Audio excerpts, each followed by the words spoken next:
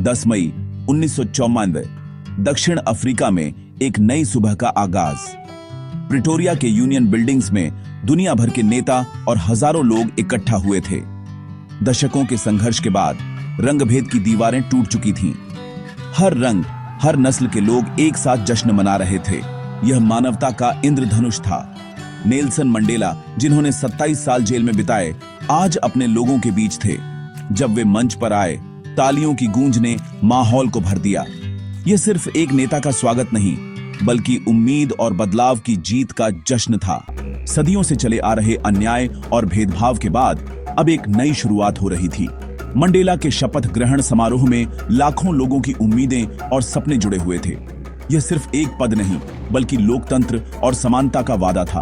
पहली बार हर नागरिक को महसूस हुआ कि उनकी आवाज सुनी जाएगी और उनका भविष्य उनके अपने हाथों में है। देश भर में लोग सड़कों पर उतरकर आजादी और नए युग का जश्न मना रहे थे। नई सरकार ने रंगभेद की नीति को हमेशा के लिए खत्म कर दिया। पुराने कानूनों और प्रतीकों को हटाया गया ताकि सबको बराबरी का अधिकार मिल सके। संसद में अब हर समुदाय के प्रतिनिधि थे जो एक साथ मिलकर देश का भविष्य तय कर रहे थे। मंडेला ने वादा किया, अब कोई भी व्यक्ति दमन का शिकार नहीं होगा। उन्होंने सबको भरोसा दिलाया कि सरकार सबके अधिकारों की रक्षा करेगी। उनके शब्दों में एक नई उम्मीद थी जिसने लाखों दिलों को छू लिया। इस जीत के पीछे हजारों लोगों का संघर्ष था, जिनका सपना आज सच हो रहा था। वर्षों तक चले आंदोलनों, जेलों की यातनाओं और बलिदानों के बाद आखिरकार न्याय की जीत हुई। यह पल उन सभी के लिए था जिन्होंने बराबरी और आजादी के लिए अपनी आवाज उठाई थी। मंडेला ने 2 उपराष्ट्रपति नियुक्त किए, मिस्टर FW डी क्लार्क और मिस्टर थाबो मबेकी। यह फैसला देश में मेल मिलाप और साझेदारी का प्रतीक था। इससे यह संदेश गया कि नई सरकार सबको साथ लेकर चलना चाहती है। यह दिखाता था कि नई सरकार सबको साथ लेकर चलना चाहती है। अलग अलग पृष्ठभूमि के नेता एक मंच पर आकर देश की एकता और मजबूती का उदाहरण पेश कर रहे थे। यह एकता और सुलह का संदेश था, एक ऐसी सरकार जो प्रेम और क्षमा पर बनी थी। दक्षिण अफ्रीका ने दुनिया को दिखा दिया कि बदलाव संभव है, अगर समाज एकजुट होकर आगे बढ़े। यह नई सरकार, नए सपनों और नई उम्मीदों की शुरुआत थी। समारोह के बाद दक्षिण अफ्रीका की सेना के विमान गर्जना करते हुए यूनियन बिल्डिंग्स के ऊपर से गुजरे। आसमान में उनकी गूंज दूर दूर तक सुनाई दे रही थी, मानो पूरा देश इस ऐतिहासिक पल का गवाह बन रहा हो।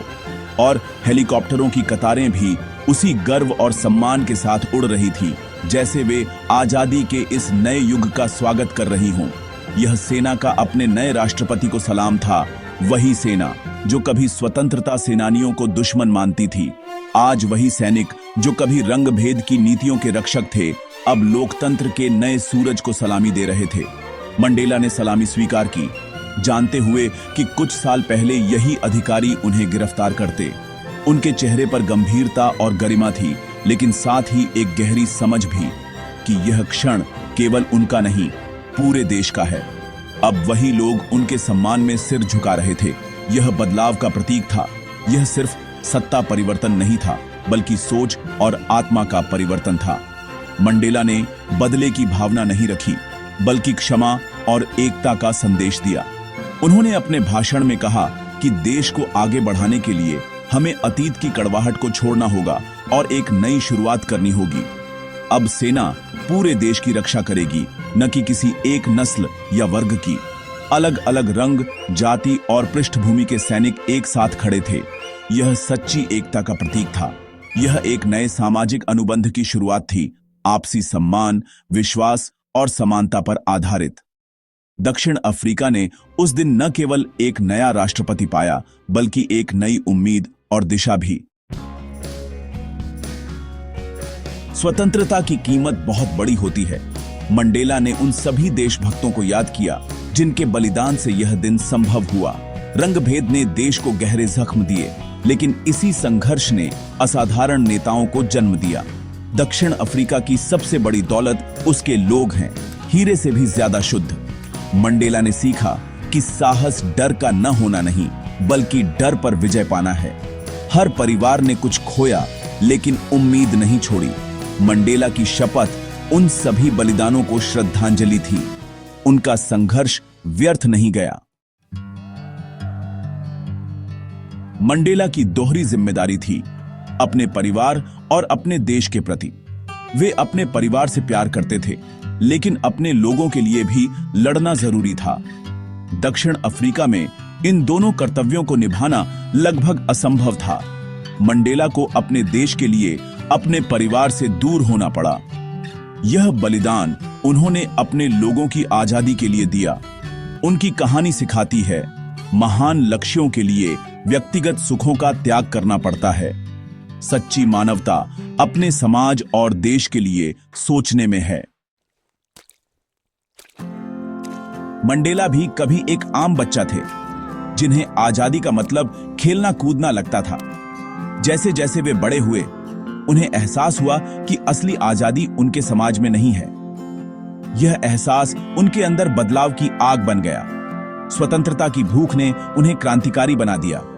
एक वकील से आंदोलनकारी, उन्होंने अपने आराम, परिवार, सब कुछ दांव पर लगा दिया। मंडेला की यात्रा दिखाती है कि अनुभव से हमारे विचार बदलते हैं।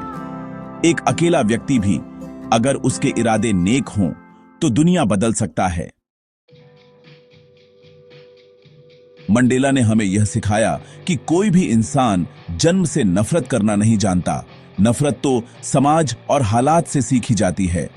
यह एक गहरी बात है जो हमें सोचने पर मजबूर करती है कि हमारे दिल में जो भावनाएं हैं वे हमें विरासत में नहीं मिलती, बल्कि हम उन्हें अपने आसपास के माहौल से अपनाते हैं। अगर नफरत सिखाई जा सकती है, अगर कोई बच्चा या बड़ा नफरत करना सीख सकता है, तो उसी तरह प्यार, दया और सहानुभूति भी सिखाई जा सकती है। इंसान का दिल स्वाभाविक रूप से प्यार की ओर झुकता है। सच्ची स्वतंत्रता सिर्फ अपनी जंजीरों को तोड़ना नहीं है, बल्कि अपने मन की दीवारें भी गिराना है। दूसरों की आजादी का भी सम्मान करना उतना ही जरूरी है जितना अपनी। उत्पीड़क और पीड़ित दोनों को मुक्त करना जरूरी है ताकि समाज में सच्चा बदलाव आ सके। मंडेला ने अपने उत्पीड़कों को माफ किया क्योंकि वे जानते थे कि नफरत से केवल और नफरत ही जन्म लेती है। उन्होंने क्षमा और मेल मिलाप से एक नया राष्ट्र बनाया जहां हर कोई साथ रह सके। यह क्षमा की ताकत का सबसे बड़ा उदाहरण है, जो हमें बताता है कि इंसानियत में कितनी शक्ति है।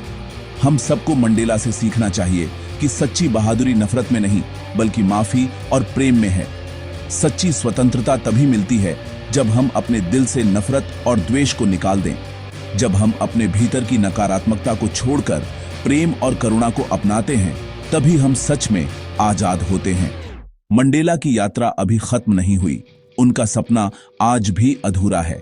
ये हम सबकी जिम्मेदारी है कि हम उनके दिखाए रास्ते पर चलें और समाज में एकता और भाईचारे को बढ़ावा दें। हमें अपने छोटे छोटे प्रयासों से भी बदलाव लाना है ताकि हर कोई सम्मान और प्रेम के साथ जी सके।